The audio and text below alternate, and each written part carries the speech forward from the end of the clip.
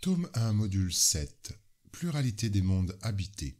Guide d'étude numéro 7. La Terre comme monde d'expiation et d'épreuve. La doctrine spirit enseigne que la Terre n'est pas le point de départ de la première incarnation humaine. La période de l'humanité commence en général dans les mondes encore plus inférieurs. Notre existence sur le globe terrestre est une des plus matérielles et des plus éloignées de la perfection.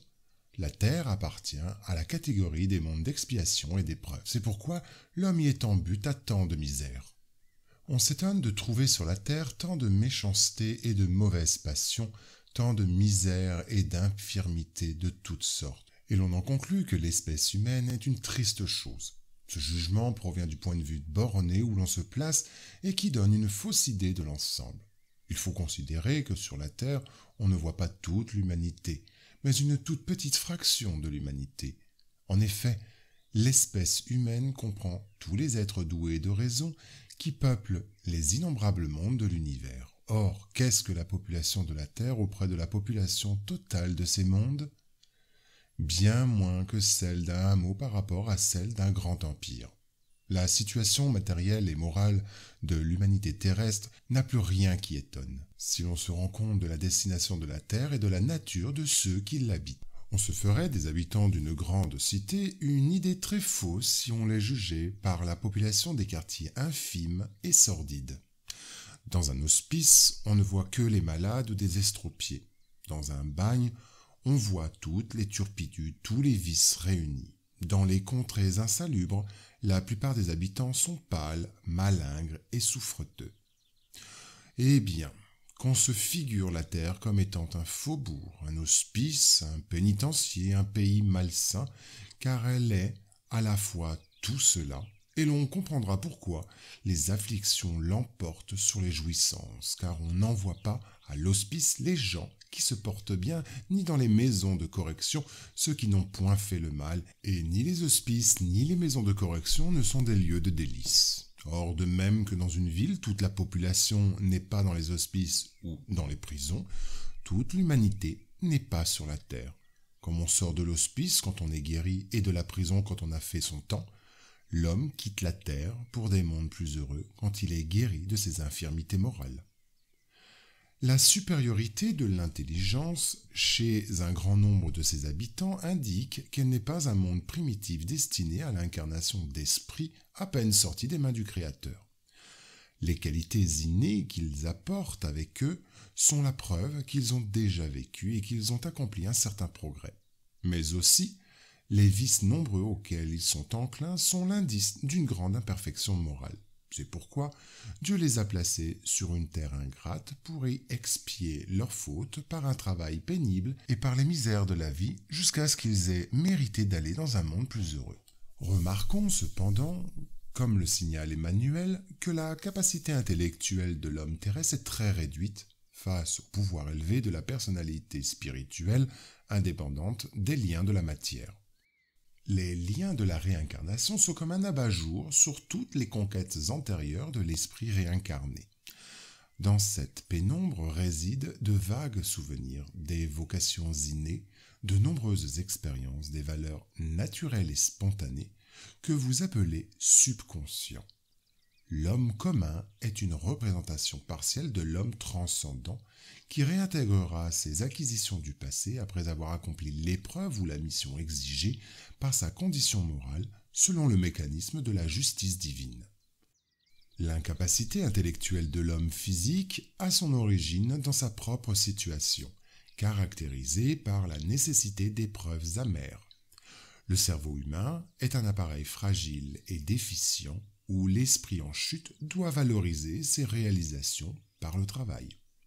Ainsi s'explique, par la pluralité des existences et par la destination de la Terre comme monde expiatoire, les anomalies que présente la répartition du bonheur et du malheur entre les bons et les méchants ici-bas. Cette anomalie n'existe en apparence que parce qu'on ne prend son point de vue que de la vie présente.